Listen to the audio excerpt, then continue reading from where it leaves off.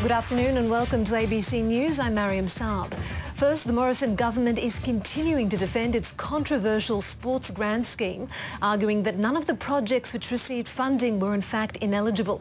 Well, Labor has seized on evidence provided to a Senate inquiry to argue the program was a rort.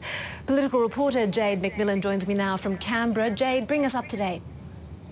Well, this is the Community Sports Infrastructure Grant program that's been causing major headaches for the government for weeks now. Last month, the National Audit Office found that the $100 million program was focused towards marginal and target seats for the coalition ahead of the last election. And last night, officials from that office were questioned in more detail at a Senate inquiry hearing. Now, they told senators that more than 40% of the projects that received funding were ineligible by the time that the agreements were signed, and that's because in most cases they'd already started work on those projects before the deals were finalised. The Labor leader, Anthony Albanese, says that's in contrast to statements made by the Prime Minister, Scott Morrison, that all projects were eligible. He has misled the Australian people. He's also misled the Parliament yet again, and he will have to correct the record when Parliament resumes in a week's time. This is a scandal of massive proportions. Fighting words there from Opposition Leader Anthony Albanese, but Jade, the government has hit back at that this afternoon.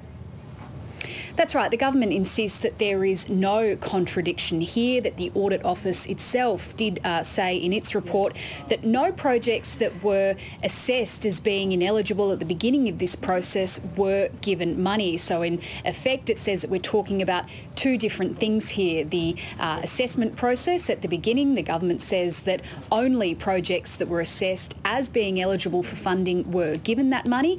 And then this part that the Audit Office is talking about last night, which is that technically some of those projects are now considered ineligible because they started that work before the agreements were signed. Here's the Finance Minister, Mathias Cormann. Let me stress again, very emphatically, as is reported on page 9 of the Auditor General's report himself, no project which was funded was assessed as ineligible at the time the assessment was made.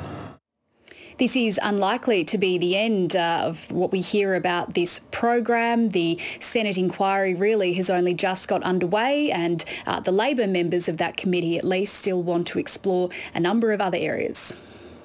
Jade McMillan reporting there from Canberra.